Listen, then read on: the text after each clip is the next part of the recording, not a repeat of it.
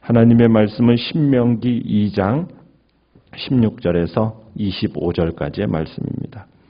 신명기 2장 16절에서 25절입니다.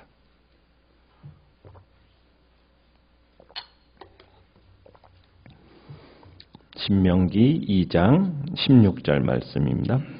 모든 군인이 사망하여 백성 중에서 멸망한 후에 내가 오늘 모압 변경 아르를 지나리니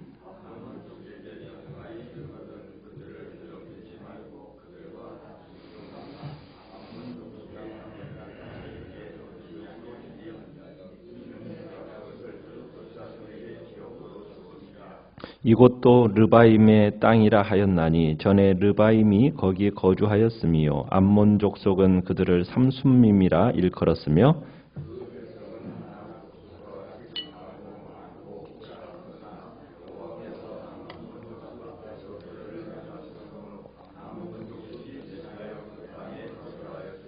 마치 세일에 거주한 에서자손 앞에 호리 사람을 멸하심과 같으니 그들이 호리 사람을 쫓아내고 대신하여 오늘까지 거기에 거주하였으며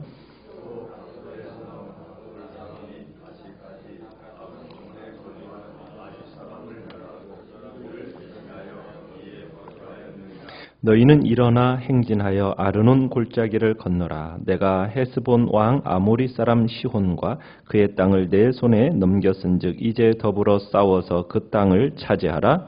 오늘부터 내가 천하만민이 너를 무서워하며 너를 두려워하게 하리니 그들이 내 명성을 듣고 떨며 너로 말미암아 근심하리라 하셨느니라. 아멘. 오늘 말씀의 제목은 시작 전부터 승리가 굳어진 전쟁이라는 제목으로 말씀을 나눕니다. 이스라엘이 광야 40년의 세월 동안의 방황을 마치고 이제 가나안 정복을 위해서 에돔, 모압, 이제 암몬의 경계선을 따라가라는 하나님의 명령을 받았습니다. 그러나 하나님은 이스라엘 백성들에게 이 에돔과 모압과 암몬의 그 거민들과는 싸우지 말라고 명령을 하시죠. 그리고 오늘은 다투지 말아야 할 마지막 대상으로 암몬 족속에 대한 이야기를 하고 있습니다. 자, 암몬 족속에게 가까이 이르거든 하면서 19절에 보시면은 그들을 괴롭히지 말고 그들과 다투지 말라 명령하십니다.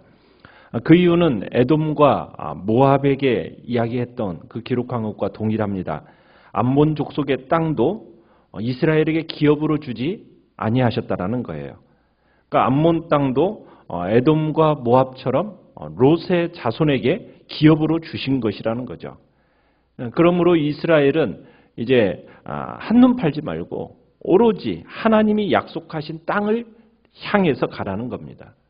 그러니까 족속별로 하나님께서 허락하신 영토가 있다라는 거예요. 각 민족은 그 영토에 정착하며 사는 거고, 그리고 그 땅을 만족하게 여기면서 남의 땅을 넘보아서는 안 된다는 겁니다.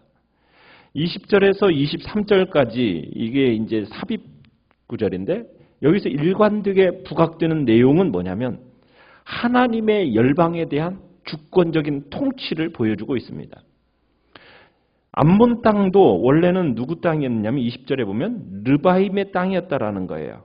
그리고 그 백성이 원래 강하고 많고 안악자 족속같이 키도 크고 그랬지만 하나님께서 암몬 족속 앞에서 그들을 멸하심으로 암몬 족속이 대신해서 그 땅에 거하게 되었다 이렇게 얘기합니다. 마치 22절에 보면은 세일에 거한 에서자손 앞에서 호리 사람들을 멸한 것과 똑같다. 더 나아가서는 23절에서 이제 가산촌까지 이르러 살았던 아윗 사람들을 멸하고 그 땅을 갑돌에서 나온 자들에게 준 것과 일반 똑같다라고 얘기합니다. 그러니까 하나님은 이스라엘 사람들에게만의 관심이 아니라 하나님은 이스라엘의 전유물도 아니고 하나님은 이스라엘 백성을 사용하기 원하셔서 선택은 하셨지만 이 세상 모든 민족에 대해서 참으로 하나님이 통치자시요 열방의 주제자시라는 것을 우리에게 보여주고 있는 겁니다. 그러니까 에돔 사람, 모압 사람, 지금 암몬 사람 다 하나님한테 관심은 없어요. 그렇지만 하나님은 이 세상의 모든 민족에 대해서 관심을 가지고 계시고 하나님의 관심사는 범세계적이라는 것을 우리가 알 수 있는 겁니다. 그러니까 하나님은 이 세상 모든 만물의 통치자요. 이 세상 참으로 모든 세계에 있어서 주제자시라는 것을 우리에게 다시 한번 보여주고 있는 겁니다. 그러니까 하나님은 이스라엘뿐만 아니라 다른 나라에도 관심을 가지고 계시고 지금도 그 관심이 여전하십니다. 특정 지역 땅, 에돔과 모압, 암몬 할당하시고 그리고는 이스라엘 백성들에게는 그 땅에 대해서 넘보지 말도록 그 땅은 너희들이 소유할 땅이 아니라고 그렇게 하면서 새 나라를 공격하지 말라고 명령하셨어요. 자, 그런 다음에 24절로 가보시면은 하나님께서는 이제 지금까지는 건들지도 말고 그들을 다투지도 말라고 하셨던 그 하나님께서 이제 어느 땅에 대해서는 정복하라고 이야기를 하십니까? 이제 헤스본 왕 아모리 사람 시온 그 땅에 대해서는 하나님이 허락하신다고 얘기를 합니다. 자, 그에 앞서 이제 24절 이렇게 얘기를 합니다. 일어나 행진하여 어디를 건너라고 얘기합니까? 아르논 골짜기를 건너라 이렇게 얘기합니다. 이 아르논 골짜기라는 것은 동쪽에서 서쪽으로 흐르는 강인데 모압과 이 시온이 지배하는 나라의 경계선입니다. 우리가 이스라엘 백성들로 하여금 이 앞쪽에서는 세렛 시내를 건넌라는 명령이 있었어요.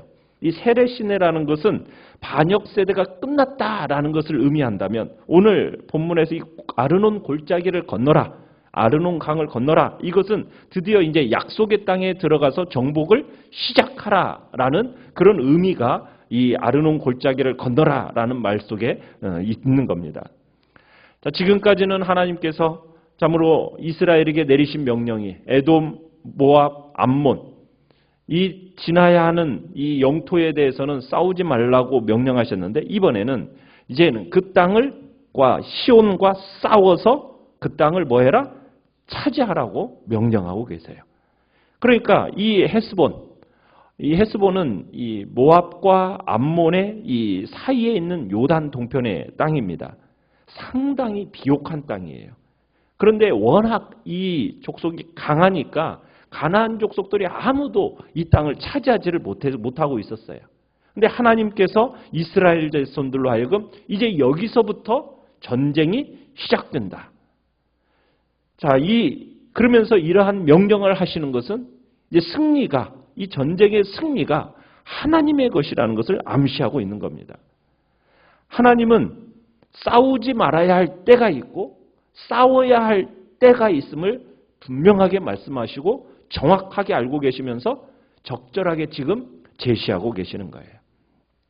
그래서 하나님께서는 이 헤스본 왕과 그 나라를 이 모세의 손에 이제 붙여주셨음을 통해서 역사의 주권자요 주관자가 누구인지를 알게 하시는 겁니다. 많은 사람들이 그저 역사를 어떤 우연한 사건의 연속으로 보는 경향이 있습니다. 그러나 역사라는 것은 결코 우연한 사건의 연속의 기록이 아닙니다. 역사 속에서 일어나는 모든 일들, 모든 사건들은 하나님의 뜻이요, 하나님의 산물이에요. 그러니까 역사는 하나님의 역사의 기록입니다. 하나님이 왕이나 나라를 세우기도 하시고 패하기도 하시고 모든 것들이 그들의 의사와 관계없이 당신의 뜻대로 행하실 수가 있어요.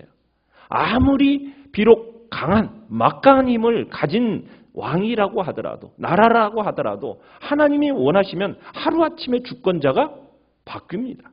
나라의 형편이 바뀌어지는 거예요. 그러기에 모든 사람은 이와 같은 사실을 알고 정말 이 하나님을 두려워해야 됩니다. 자만해서는 절대로 안 되는 거예요.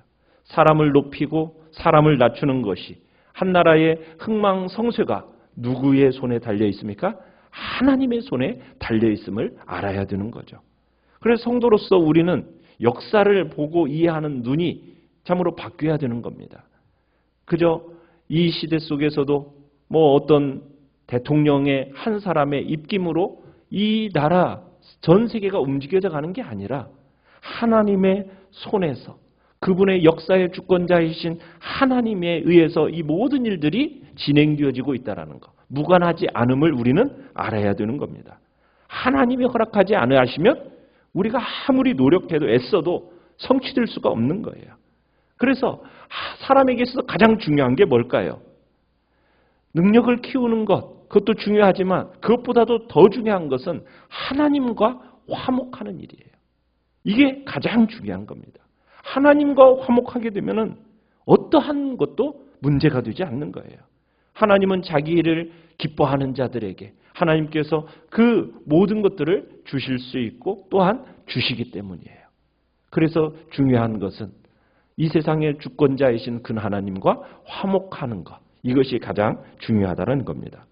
자, 그러면서 24절 끝에서부터 이제 25절을 보시면은 헤스본 왕 이제 아모리 사람 시온과 싸워서 그 땅을 차지할 수 있는 이유가 무엇인가? 하나님께서 이제 오늘부터 내가 천하 만민이 너를 무서워하며 너를 두려워하게 하겠다. 그러니 나를 믿고 담대하게 나아가서 그 땅을 차지하라. 이렇게 명령하고 계세요. 그러니까 이 땅은 이미 하나님이 이스라엘에게 주셨다라는 거예요. 그리고 하나님께서는 헤스본 사람들의 마음에 뭘 심어 놓으셨다는 겁니까? 이스라엘을 향한 두려워하는 마음을 심어 놓으셨다는 거예요. 그러니까 두려워하지 말고 차지하라는 거예요. 어떻게 보면은 지금 출애굽 1세대들은 다 어떻게 되었습니까? 그렇죠. 전쟁을 통해 지금 다 16절에 보면 모든 군인이 어떻게 됐다고요? 사망했다고. 멸절된 상태예요. 어떻게 보면은 참으로 전투력을 잃은 상태 가운데 있는 겁니다. 어떻게 보면 그것은 두려운 일이에요. 그런데 이제 지금까지 이 새로운 세대는 조상들보다도 하나님의 말씀에 더욱 신실하게 순종하면서 여기까지 왔어요. 에돔과 모압과 암몬과 싸우지 말라 하니까 그 명령에 순종하면서 주의 깊게 그 말씀에 순종하면서 여기까지 왔어요. 이제는 하나님이 뭐라고 말씀하시는가요? 이제는 이 헤스본 왕과 그 사람 왕과 싸워서 그 땅을 정복해라. 지금 그 약속을 받고 있는 겁니다. 그러자 이제 이스라엘이 헤스본으로 진군하기 며칠 전에 하나님께서 그곳 이방 왕의 마음에 엄습하기 시작하시는 거예요. 뭐가 무기가 됩니까? 두려움이, 염려가 그 마음에 엄습하면서 이게 이제 하나님의 무기가 되는 거예요. 그 시온 왕의 마음을 두려움으로 가득 채우는 겁니다. 근데 이 두려움이 전염이 되는 거예요. 그죠? 그러면서 이 두려움, 무서워하며 너를 두려워하게 하는 이것들이 이제 점점 주위에 막 퍼져게 되더니 주변 부족들이 이제 이스라엘이라는 이름으로 말미암아 어떻게 된다는 거예요? 떨면서 너로 말미암아 근심하게 되리라.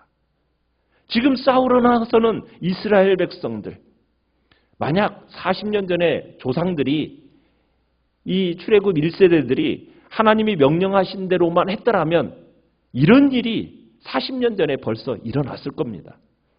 승리가 그리고 가나안 정복이 이미 이루어졌을 거예요. 그런데 그때는 어떻게 했습니까? 도리어 자신들이 두려워했죠. 근데 하나님께서 지금 어리석게도 하나님의 능력을 제한한 결과 그들은 다시 돌아갔던 것처럼. 그러나 이제 이 백성들을 향하여 이제 출애굽한 2세대 이들은 이제 어떻게 되는 겁니까? 전쟁은 하나님께 속한 것이니 그래 하나님께 속한 그 하나님을 우리가 신뢰하고 믿고 하나님의 능력을 제한하지 않고 비록 우리 앞에 있는 장애물이 아무리 크다 할지라도 이 모든 문제 가운데 효과적으로 다루시고 역사하시는 분은 하나님이시라는 것을 믿고 믿음으로 나아가면 된다는 거예요. 그러면은 승리는 이미 우리에게 보장되어 있는 거예요. 왜? 전쟁은 누구에게 속한 것입니까? 하나님께 속한 것이기 때문에. 그래서 이제 우리에게 주어진 우리에게는 이미 예수 그리스도로 말미암아 영적 전쟁에서 승리자로서 우리는 부름을 받았습니다. 우리는 승리를 쟁취하며 살아가야 되는 겁니다. 일어나, 그죠? 일어나 나가라는 거예요. 오늘도 우리가 여러 가지 이유를 대면서 그저 주저앉아 있는 그런 모습이 아니라 정말 사탄의 머리를 깨트리시고 이미 승리하신 예수 그리스도를 찬양하면서 예수 그리스도의 이름을 붙들고 복된 승리의 자리로 나아가는 복된 한 날 되시기를 간절히 바랍니다. 그저 눈앞에 보이지 않는다고 또 내게 참으로 약한 모습만 보면서 주저앉는 모습이 아니라 우리보다도 훨씬 강하신 그 주님이 나와 함께 동행하시고 내가 머무는 곳마다 승리가 있음을 믿고 오늘도 믿음으로 승리의 길을 걸어가시는 복된 성도님들 되시기를 간절히 축원합니다. 오늘 말씀을 생각하면서 기도하시고요. 연약한 지체들을 위해서 기도해 주십시오.